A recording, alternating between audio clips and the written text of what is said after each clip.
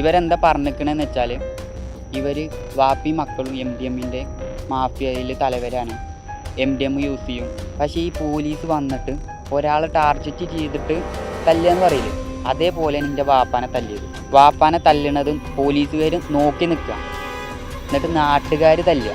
വാപ്പാൻ്റെ കയ്യിൽ കത്തിൻ്റെ MDM ആണെന്നൊക്കെ പറഞ്ഞിട്ട് വാപ്പാനെ തല്ലി. അത് കണ്ടിട്ട് ഞാൻ ചെന്നതാണ്.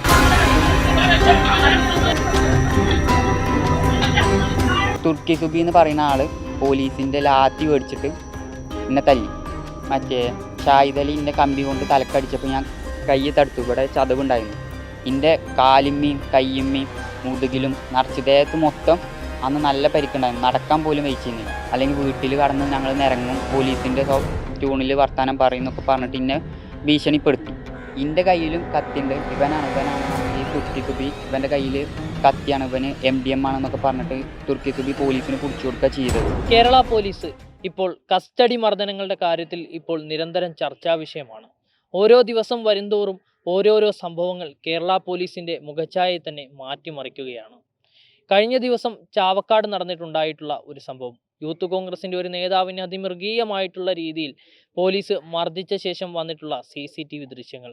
അതിന് പിന്നാലെ ഒരു വയോധികനായിട്ടുള്ള മനുഷ്യനെ പോലീസ് അതിമൃഗീയമായിട്ടുള്ള മർദ്ദനത്തിന് ഇരയാക്കിയ സംഭവം. ഇതിനെല്ലാം ഒടുവിലത്തെ ഇപ്പോൾ വന്നിരിക്കുന്ന ഒരു സംഭവം എന്ന് പറയുന്നത് പാലക്കാട് ജില്ലയിലെ മണ്ണാർക്കാട് നിന്നാണ്. പാലക്കാട് മണ്ണാർക്കാട് അലനല്ലൂർ എന്ന് പറയുന്ന സ്ഥലത്ത് ഒരു കാർ വാഷിൽ നടന്നിട്ടുള്ള ഒരു സംഭവം. അവിടെ തൻ്റെ സഹോദരനെ മർദ്ദിക്കുന്നതറിഞ്ഞ് ചോദിക്കാനെത്തിയ, അതല്ലെങ്കിൽ സഹോദരനെ മർദ്ദിക്കുന്നത് കണ്ടുകൊണ്ട് അതിനെ പിടിച്ചു മാറ്റാനെത്തിയ ഒരു യുവാവ്, ആ യുവാവിനെ പോലീസും അതുപോലെ തന്നെ ഗുണ്ടാ സംഘങ്ങളും കൂടി ചേർന്നുകൊണ്ട് മർദ്ദിക്കുന്നു. ശേഷം ആ യുവാവിനെ അർദ്ധനഗ്നനായിക്കൊണ്ട് പോലീസ് വാഹനത്തിലേക്ക് കയറ്റിക്കൊണ്ടു പോകുന്നു. എന്നാൽ അതിനുശേഷം തൻ്റെ സഹോദരനെയും പിതാവിനെയും മർദ്ദിക്കുന്നത് കണ്ട് സഹിക്കാനാവാതെ ആ വാഹനത്തിൽ നിന്ന് ഇറങ്ങുകയും തുടർന്ന് ആ മർദ്ദനത്തിൽ നിന്ന് ഓടി രക്ഷപ്പെടുകയും ചെയ്ത നിഹാദി എന്ന് പറയുന്ന യുവാവാണ് ഇന്ന് നമ്മോടൊപ്പം ചേരുന്നത്. പോലീസ് ഈ രീതിയിലുള്ള മൃഗീയ മർദ്ദനങ്ങൾ ആവർത്തിക്കുകയാണെങ്കിൽ പൊതുജനങ്ങൾ ഏത് നിലയിലേക്ക് പോകും? നിഹാദിന്റെ കഥ നിഹാദ് നമ്മോട് തുറന്നു പറയുകയാണ്. നിഹാദ്, എന്താണ് അന്ന് ഇവിടെ ഉണ്ടായ സംഭവം? അന്ന് 31-ാം തീയതി രാത്രി ഞാൻ ഫുഡ് കഴിക്കാൻ വന്നതാണ്. വർക്കൊക്കെ കഴിഞ്ഞിട്ട് ഫുഡ് കഴിക്കാൻ വന്നതാണ്. അപ്പോഴാണ് ഈ സംഭവം നടന്നത് ഞാൻ അറിയുന്നത്.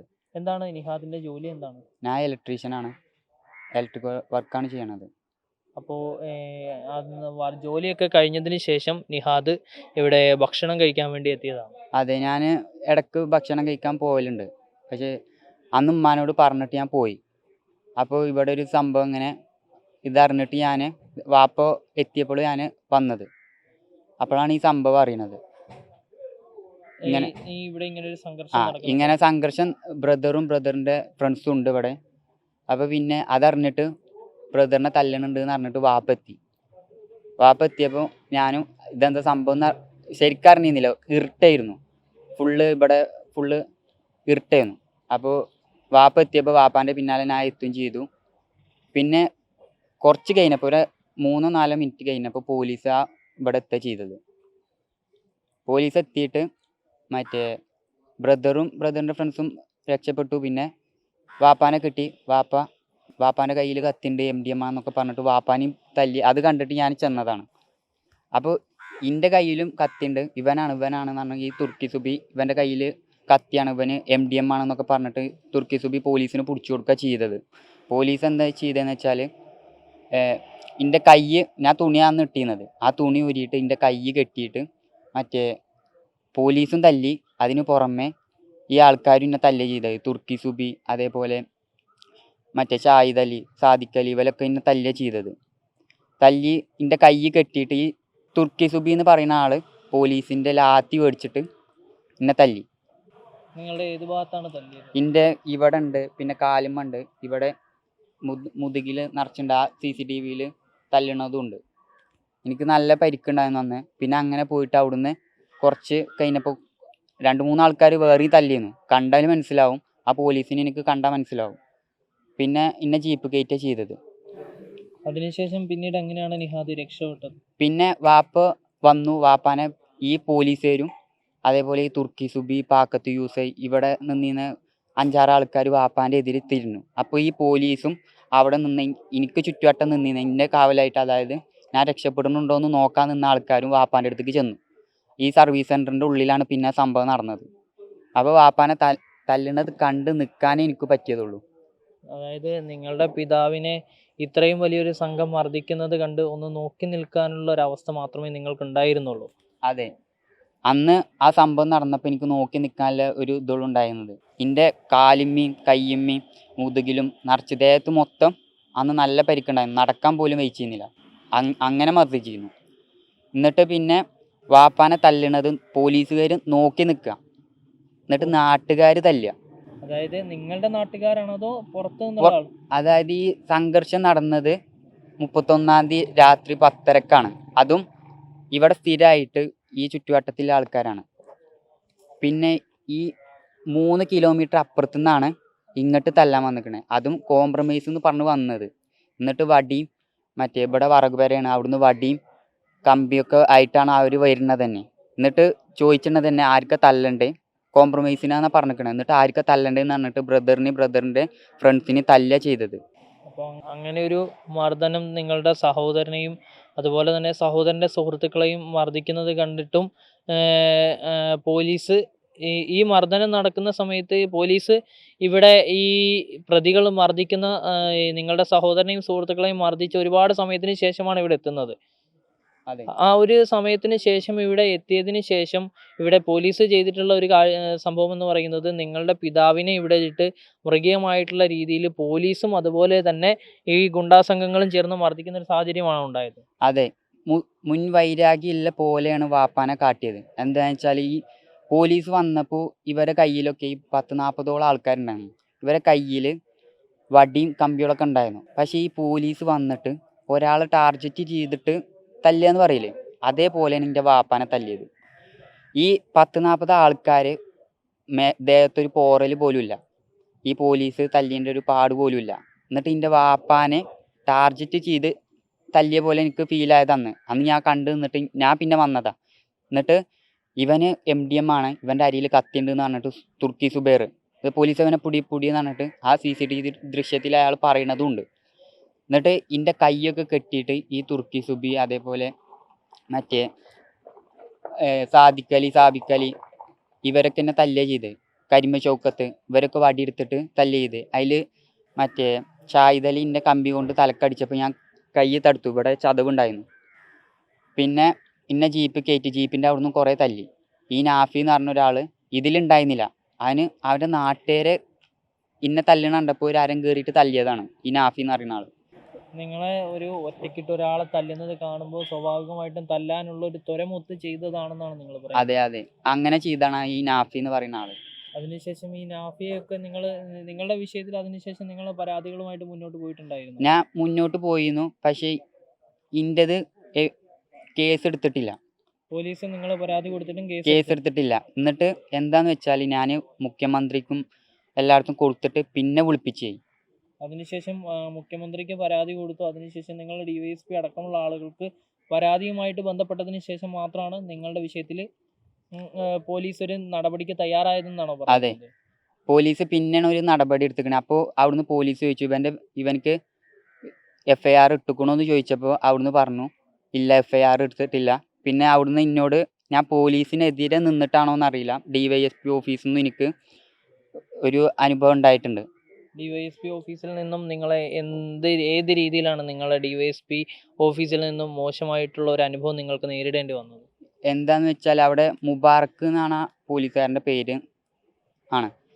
ആൾ എന്നോട് പറഞ്ഞു നിയാലെവിടെ, എൻ്റെ ഫോൺ എടുക്കേ, നിയാലെവിടെ, നിയാലിനെ വിളിച്ചേ, നിയാലിനെ ഹാജരാക്കാൻ പറഞ്ഞതല്ലേ, നിയാലിനോട് ഇജ്ജ് കോണ്ടാക്റ്റ് ഇല്ലേ, അല്ലെങ്കിൽ വീട്ടിൽ കടന്ന് ഞങ്ങൾ നിരങ്ങും, പോലീസിൻ്റെ ട്യൂണിൽ വർത്താനം പറയുന്നൊക്കെ പറഞ്ഞിട്ട് എന്നെ ഭീഷണിപ്പെടുത്തി. എൻ്റെ വാപ്പ് അപ്പം ഞാൻ പറഞ്ഞു എൻ്റെ വാപ്പ് ഇതിലൊന്നിലുമില്ല, എൻ്റെ വാപ്പാനെ തല്ലിയതിൻ്റെ പേരിൽ അതായത് എതിരില്ലോൽക്കൊന്നും ഇതുവരെ കേസ് എടുത്തിട്ടില്ല എന്ന് പറഞ്ഞു. അപ്പോൾ നിഹാല് ഇവിടെ നിന്ന് രക്ഷപ്പെട്ടതിന് ശേഷം നിഹാൽ എവിടെയാണെന്ന് നിങ്ങൾക്ക് അറിവുണ്ടായിരുന്നില്ല? എനിക്ക് സത്യം പറഞ്ഞ അറിവുണ്ടായിരുന്നില്ല. എന്നിട്ട് പോലീസുകാർ അവനോട് കോണ്ടാക്ട് ചെയ്യുന്നുണ്ട്, അവനോട് മറ്റേ ഇവിടെ ഹാജരാകാൻ പറയും, എന്നാലുള്ള വാപ്പാക്ക് ജാമ്യം കിട്ടുക എന്നൊക്കെ പറഞ്ഞിട്ട് എന്നെ കുറേ ഭീഷണിപ്പെടുത്തി. അതിനുശേഷമാണ് പിന്നീട് DYSP ഓഫീസിൽ നിന്നും പരാതി താഴേക്ക് ഫോർവേഡ് ചെയ്യുകയാണ് ഉണ്ടായത്.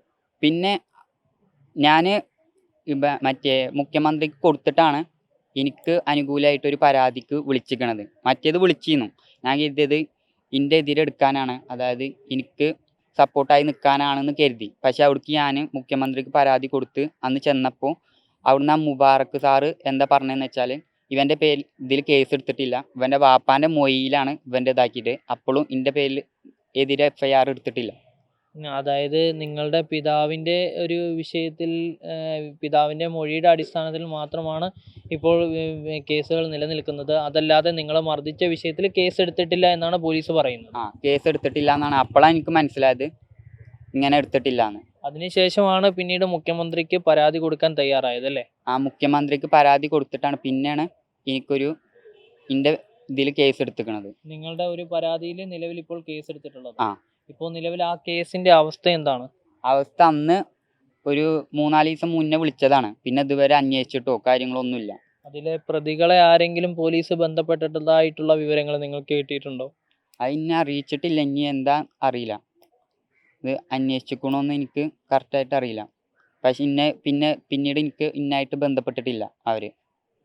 അപ്പോൾ ഇനിയുള്ള ഓരോ നീക്കങ്ങളും ഇപ്പോൾ പോലീസിൻ്റെ ഭാഗത്ത് നിന്നിട്ടുള്ള ഈ ഒരു നടപടികളെ പോലീസ് അക്രമികൾക്കൊപ്പം നിന്നുകൊണ്ട് നിങ്ങൾക്ക് എതിരായി നടത്തിയിട്ടുള്ള ഈ ഒരു ആക്രമണത്തെയും, അതുപോലെ തന്നെ 40-ലധികം ദിവസമായിട്ട് നിങ്ങളുടെ പിതാവ് ജയിലിലാണ്, ഈ ഒരു വിഷയങ്ങളെല്ലാം ഉൾപ്പെടുത്തിക്കൊണ്ട് ഭാവിയിൽ നിങ്ങൾ കൂടുതൽ ശക്തമായിട്ടുള്ള നിയമ പോരാട്ടങ്ങൾക്ക് തയ്യാറെടുക്കുമെന്ന് ചോദിച്ചാൽ എന്താണെന്ന് വെച്ചാൽ, എൻ്റെ ഉമ്മ മദ്രസയിലെ ടീച്ചറാണ്, വാപ്പ ഒരു ഇറച്ചിക്കാരനാണ്, ബ്രദറ് പച്ചക്കറിക്കടയിലുമാണ്. ഇവരെന്താ പറഞ്ഞിരിക്കണമെന്ന് വെച്ചാൽ, ഇവർ വാപ്പയും മക്കളും MDMൻ്റെ മാഫിയയിൽ തലവരാണ്, MDM യൂസ് ചെയ്യും, അങ്ങനെയാണ് ഇവർ പറഞ്ഞിരിക്കണത്. ഇപ്പോൾ ഞാൻ ഇങ്ങനെ പുറത്തേക്ക് ഇറങ്ങുമ്പോൾ അണക്കല്ലടി, എൻ്റെ ഫ്രണ്ട്സൊക്കെ എന്നോട് ചോദിച്ചും അണക്കല്ല അടി കിട്ടിയത്, MDM എന്നൊക്കെ പറഞ്ഞിട്ട് എനിക്കിപ്പോഴും കളിയാക്കലോട് വരുന്നുണ്ട്. അപ്പോൾ ഇതിന് സത്യാവസ്ഥ തെളിയിക്കണ വരെ ഞങ്ങൾ പോരാടും. ഇതിൽ നിങ്ങളുടെ ഒരു വിഷയം എന്ന് പറയുന്നത് നിങ്ങളുടെ സുഹൃത്തുക്കൾ പോലും നിങ്ങളിൽ നിന്ന് അകലുന്ന ഒരു സ്ഥിതി ഉണ്ടായിട്ടുണ്ടല്ലേ?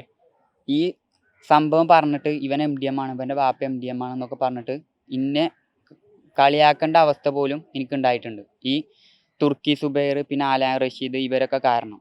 അപ്പോൾ നിങ്ങളുടെ ഒരു നിങ്ങളുടെ ഒരു ഭാവി കൂടി അനിശ്ചിതത്വത്തിലായിട്ടുള്ള ഒരു അവസ്ഥയിലാണ് ഇപ്പോൾ മുന്നോട്ട് പോകുന്നത് അല്ലേ? അതെ, എന്താന്ന് വെച്ചാൽ എനിക്കിപ്പോൾ പുറത്തു കൂടി ഇറങ്ങി നടക്കുമ്പോൾ തന്നെ ഇങ്ങനെ പരിഹാസങ്ങളും കളിയാക്കലൊക്കെ വരുന്നുണ്ട്.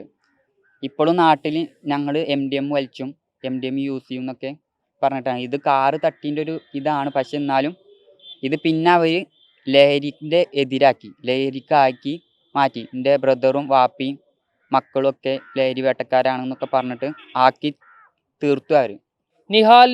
നിഹാദിൻ്റെയും ഒക്കെ കഥ എന്ന് പറയുന്നത് ഒരു യാഥാർത്ഥ്യമാണ്. കേരള പോലീസ് ഇപ്പോൾ മർദ്ദനമുറകളുടെ ഒരു കേന്ദ്രമായി മാറിയിരിക്കുകയാണ്. പോലീസും ഗുണ്ടാ സംഘങ്ങളും കൂടി ചേർന്നുകൊണ്ട് നിഹാദ് എന്ന് പറയുന്ന ഒരു യുവാവിൻ്റെ ജീവിതം നശിപ്പിക്കാൻ ശ്രമിച്ച ഒരു കഥയാണ് ഇപ്പോൾ നിങ്ങൾക്ക് മുന്നിൽ ഈ യുവാവ് പറഞ്ഞു വെച്ചിട്ടുള്ളത്. ഓരോ ദിവസവും ഓരോരോ മർദ്ദന കഥകൾ പോലീസിൻ്റേത് പുറത്തു വരികയാണ്. വരാനിരിക്കുന്ന ദിവസങ്ങളിൽ ഇതുമായി ബന്ധപ്പെട്ടിട്ടുള്ള കൂടുതൽ വെളിപ്പെടുത്തലുകൾ ഉണ്ടാകുമെന്ന് പ്രതീക്ഷിച്ചുകൊണ്ട് അവസാനിപ്പിക്കുകയാണ്.